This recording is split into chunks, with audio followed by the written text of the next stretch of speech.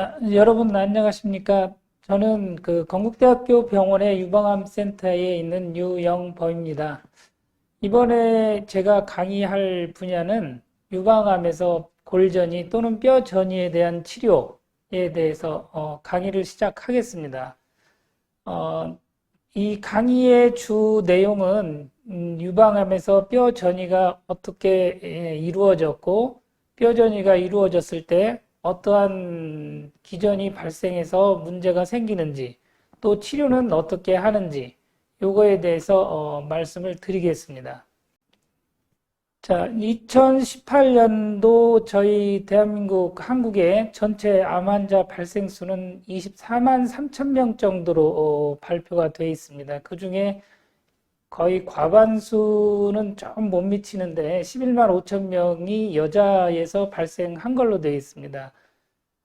그 중에 이제 여자들에게서 발생한 것 중에 가장 흔한 게 유방암이었고, 그 다음에 2위가 갑상선암, 대장암 순이었습니다. 그래서 가장 많은 암종이 유방암이기도 하지만 유방암으로 인해서 발생한 사망률은 그 국내 여성암 중에 가장 많은 걸로 되어 있습니다. 그래프에서 보시는 바와 같이 자궁경부암, 난소암, 갑상선에 비해서 2배 내지 많게는 갑상선에 비해서 10배 정도 사망률이 높은 것으로 되어 있습니다.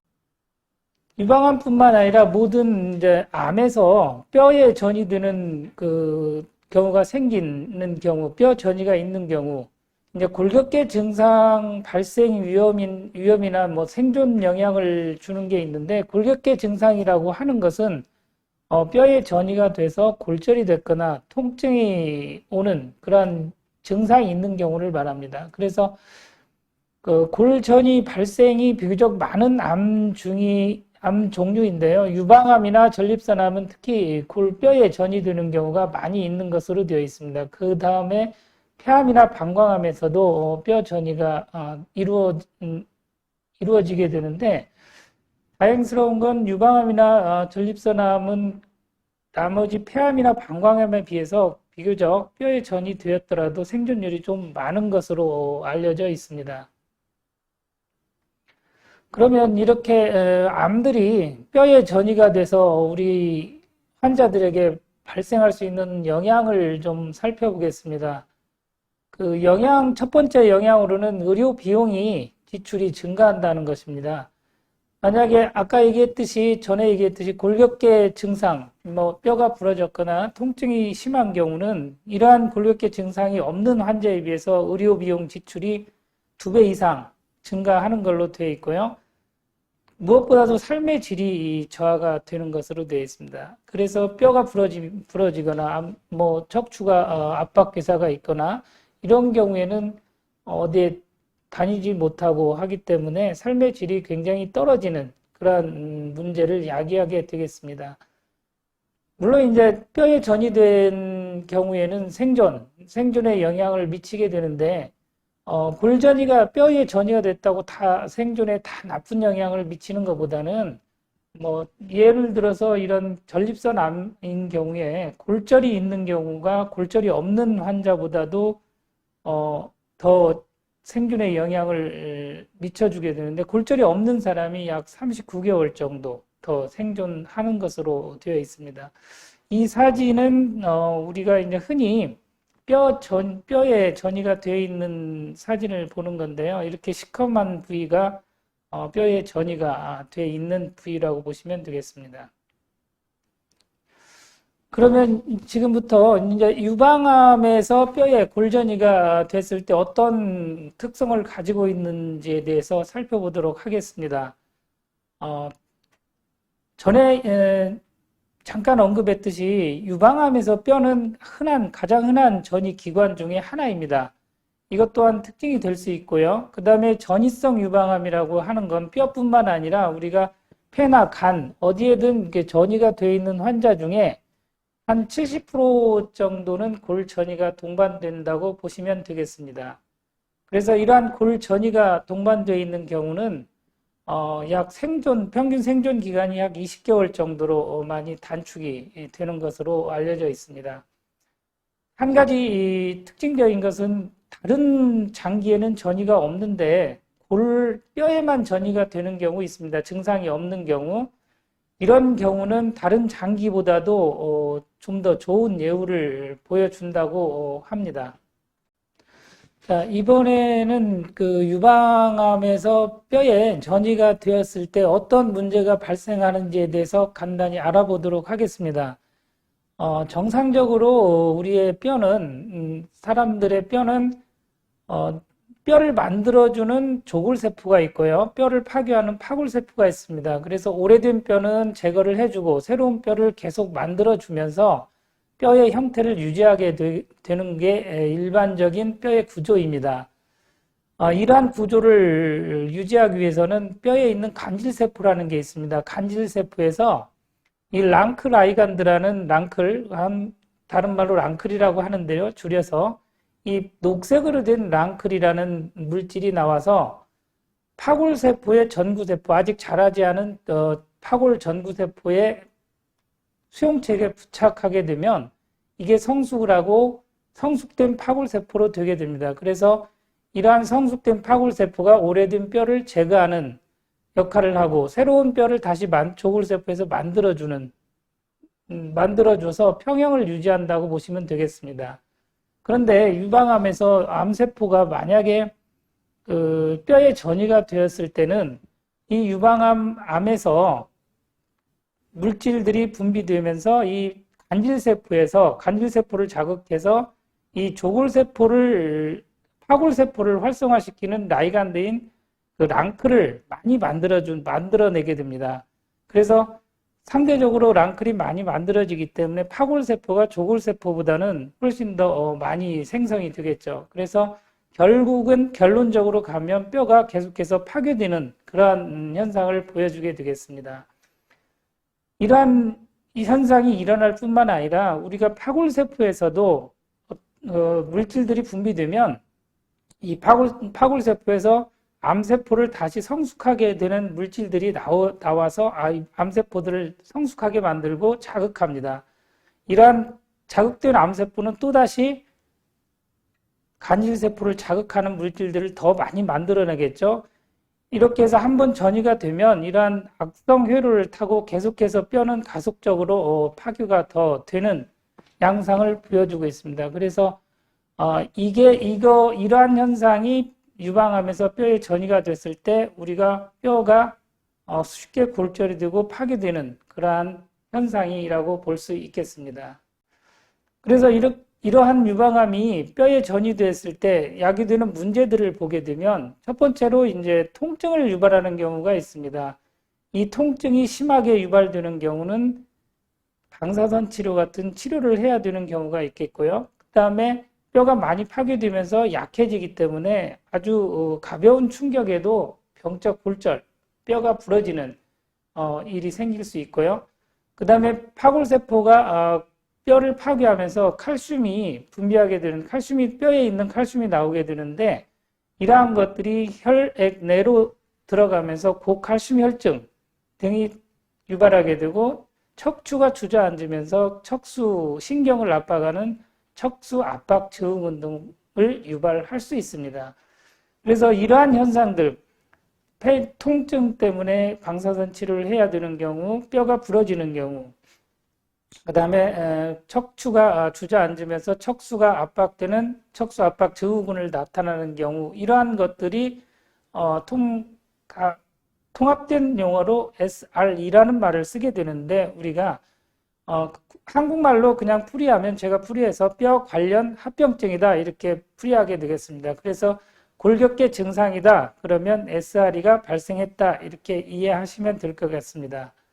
이러한 SRE가 발생하게 되면 결과적으로 전에 얘기했듯이 환자 삶이 떨어지게 되고 생존율도 단축할 뿐만 아니라 개인적 뿐만 아니라 사회적 비용이 많이 발생하는 것으로 되어 있습니다. 실제로 그 뼈에 전이된 유방암 환자에서 생존율이 많이 떨어지게 되는데요. 이런 뼈에 전이된 유방암 환자의 생존율을 통계를 보다 보면 1년 내에는 52% 정도의 생존율을 가지고 있지만 약 5년이 지나면 13% 정도로 상당히 많이 감소하는 것을 보여주고 있습니다. SRE, 즉 뼈 관련 합병증을 동반했을 때 이러한 문제가 생겼을 때는 이러한 뼈 합병증이 없는 환자에 비해서 사망률도 훨씬 높겠지만 원래 뼈 전이가 없는 환자보다도 골 전이가 동반된 여성에서 사망률은 4.9배 정도 환자가 사망률이 높겠고요. 만약에 그 골 전이를 골 전이가 있으면서 뼈 관련된 합병증이 동반한 경우는 없는 경우보다 최대 6배 이상 사망률을 보이는 것으로 알려져 있습니다. 그리고 이제 뼈에 전이된 환자에서 그 SRE 뼈 관련 증상들이 유발되는 확률을 보니까 1년 내에 한 45% 정도에서 SRE가 발생하는 것으로 되어 있고요. 전체 유방암 환자에서 이제 뼈에 전이가 된 환자겠죠. SRE가 발생할 확률은 한 62% 정도로 상당히 높게 나타나 있습니다. 그래서 유방암이나 폐암 정도가 1년 내에 SRE가 좀 많이 발생하는 것으로 되어 있고요. 그 다음에 이제 전체적으로 봤을 때는 유방암이 한 62%에서 SRE가 발생하고 폐암에서는 58% 정도에서 발생하는 것으로 알려져 있습니다. 따라서 유방암에서 골 관련되는 합병증이 상당히 많이 발생한다고 보면 되겠습니다. 그러면 이러한 골뼈에 전이가 됐을 때 우리가 이제 그 관심을 가져야 될 게 어떻게 치료를 해줄 것인가입니다. 골전이의 치료인데 이 유방암 환자에서 뼈 전이가 있을 때 치료 방법은 크게 세 가지로 나누어 볼 수 있습니다. 국소적인 치료 방법, 수술적인 치료 방법, 내과적 치료 방법이 있습니다. 우리가 이제 국소적인 치료라 하면 통증이 대부분 통증인데요. 우리가 통증이 유발하는 경우 그 통증 부위 뼈에 방사선 치료를 하는 경우가 가장 흔한 치료 방법이겠고요. 수술적 치료라 하면 흔하지는 않지만 우리가 이제 뼈가 골절이 됐을 때 수술을 할 수 있고 또한 그 뼈 전이가 일부에 국한되어 있는 경우가 있습니다. 골반뼈 한쪽에 국한되어 있거나 어떤 제거할 수 있는 부위에 뼈 전이가 되어 있을 때는 수술적으로 제거를 하는 경우도 가끔 있습니다.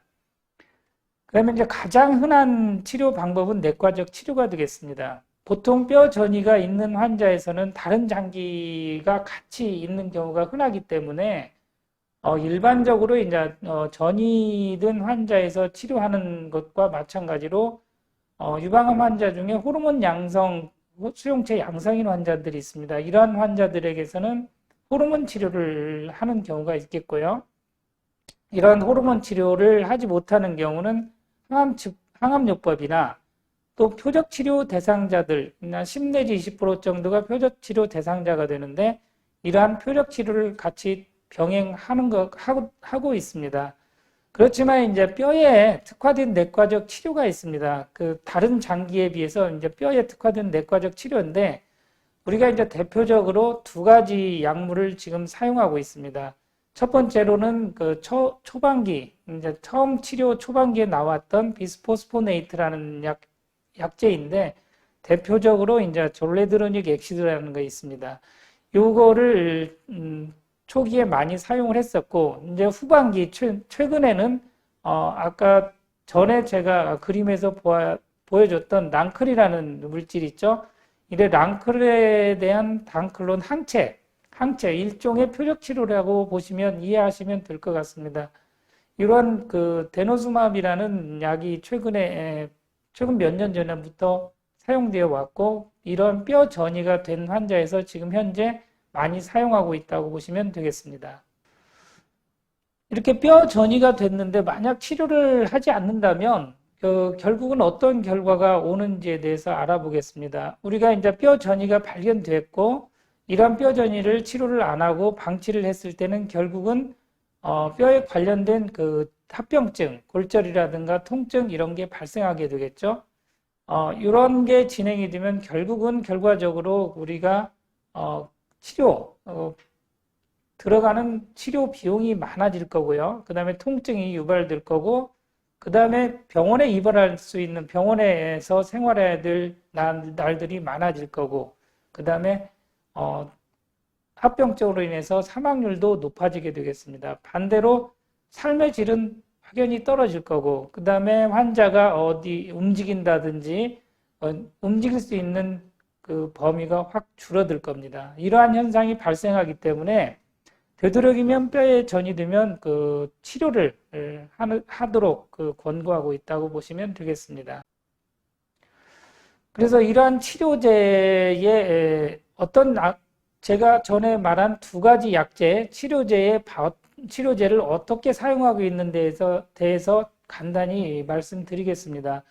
우선 초반기에 나왔던 비스포스포네이트의 치료는 작용은 이 파골세포에 직접 작용하게 됩니다. 직접 파골세포를 작용해서 파골세포를 기능을 억제시키든지 아니면 우리가 이제 파골세포가 자연사할수록 자연사가 이루어지도록 유도하는 기능을 하고 있습니다. 그래서 결국은 뼈를 파괴하지 못하도록 방해를 하는 거죠. 그래서 파골세포가 없어지면 이 악성순환 고리도 끊어질 수 있다는 이러한 착안에서 비스포스포네이트의 치료를 시작하게 됐고요.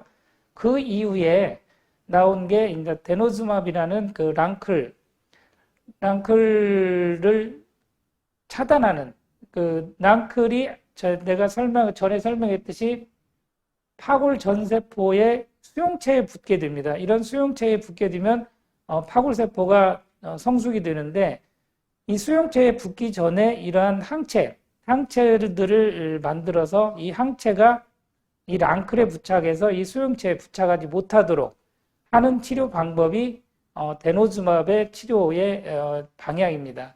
그래서 이 두 가지 중에 하나를 선택해서 치료를 하도록 되어 있습니다.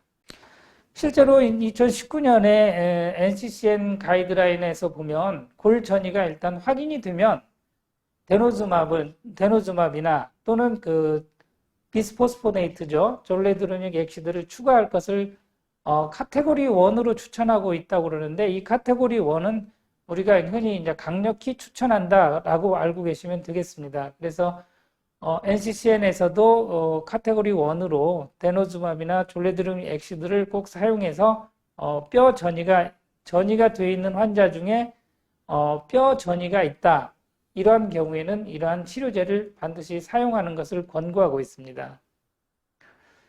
그뿐만 아니라 유럽에 있는 에스모인데요.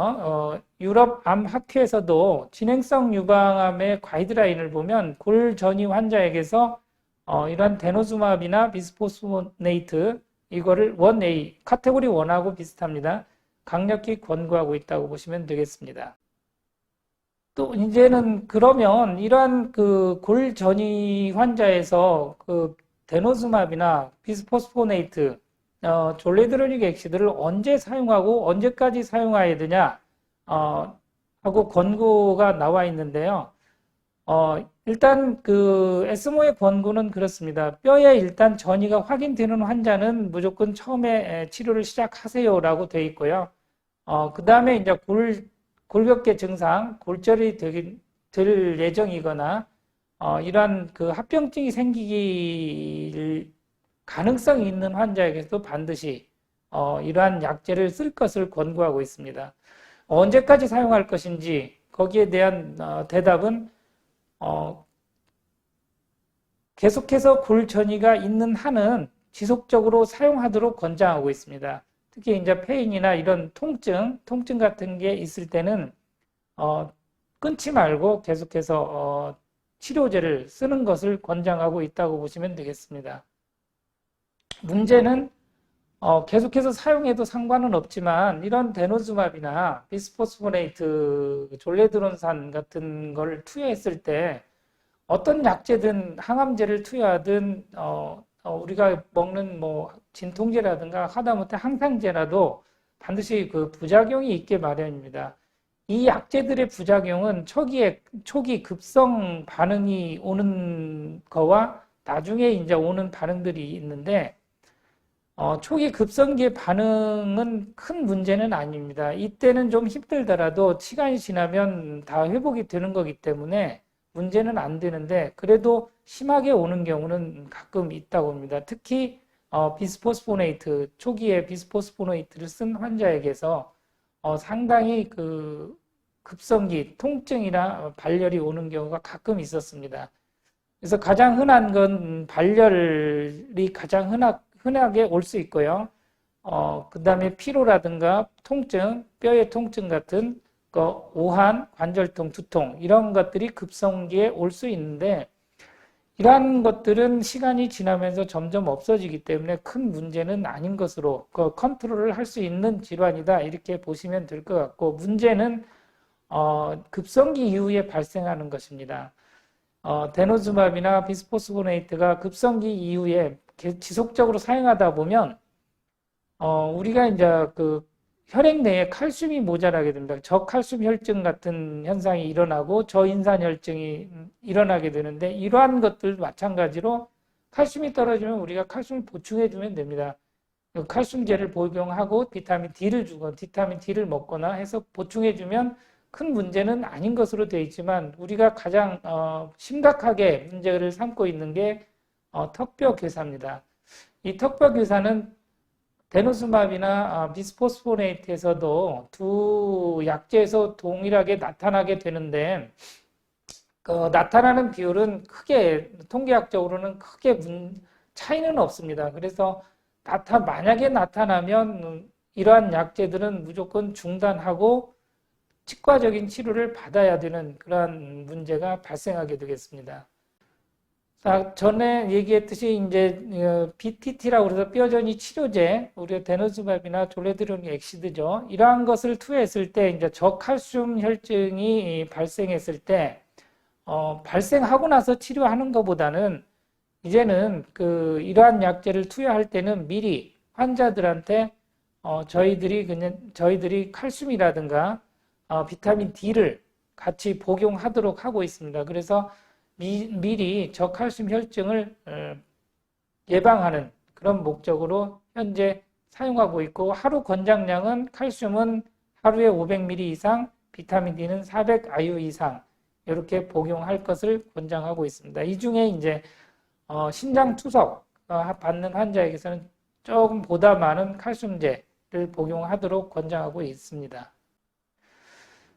그래서 가장 문제가 되는 게 이제 암 환자에서 턱뼈 괴사인데 이러한 턱뼈 괴사가 모든 사람에게서 다 생기는 건 아니고 잘 생기는 사람이 있습니다. 이러한 환자들에서 그 위험 인자를 찾아보니까 가장 많은 게 이제 침륜성 치과 수술, 치과적인 치료를 하는 환자, 이런 환자에서 가장 큰 요인이 되는 것으로 되어 있습니다. 그래서 이러한 턱뼈 괴사 환자의 60에서 77%까지가 이것 때문에 발생하는 것으로 되어 있고요. 그 다음에 이제 구강 질환이라든가 구강 질환, 그 다음에 이제 약을 너무 강력하게 사용한 경우, 그 다음에 오랜 기간 동안 우리가 이제 약을 사용하다 보면 필연적으로 올 수 있는 이게 따라오게 되어 있습니다. 그래서 연령이라든가 우리가 투석을 한다든지 빈혈, 흡연, 어떤 약물 치료 이런 거에 따라서 턱뼈 괴사 위험 요인이 상당히 다양하게 있는 것으로 되어 있습니다. 그래서 기간이 길면 길수록 이러한 그 턱뼈 괴사 위험성은 좀 있다 생각하고 만약에 여러분들이 이러한 치료를 받고 있다면 만약에 이러한 주사제를 맞고 치아에 통증이 온다든지 구강 턱뼈죠. 턱뼈에 통증이 발생하게 된다면 바로 치과적인 치료를 상담을 하거나 아니면 주치의하고 반드시 상담을 해서 이러한 게 오지 않았나 확인을 꼭 하셔야 됩니다. 그래서 가장 문제되는 이 턱뼈 괴사 예방을 위해서 기본적으로 여러분들이 이제 구강 관리를 좀 해주셔야 되는데요. 반드시 하루에 적어도 한 번 정도는 이러한 치실들을 사용해서 이물질들을 좀 제거하고 양치질도 칫솔 같은 걸 부드러운 칫솔을 좀 써서 양치질을 자주 하시고요. 그 다음에 이제 의치 같은 경우는 양치질을 하거나 이런 경우에 반드시 제거해서 양치질을 좀 하고 가글을 자주 해야 됩니다. 가글을 해서 입안을 항상 깨끗하게 해주고 그 구강 보습도 좀 신경을 써야 되고 입술 관리나 신경을 좀 써야 됩니다. 그리고 기본적으로 이러한 뼈 전이에 대한 약제를 투여받고 있는 환자는 최소한 한 6개월마다 주기적으로 치과 검진을 하는 것을 권장하고 있습니다. 그래서 제가 여기까지 말씀드린 거는 이제 유방암 환자에서 뼈에 전이 됐을 때 어떻게 관리를 하고 어떤 치료를 받고 있는지에 서 말씀드렸습니다. 감사합니다.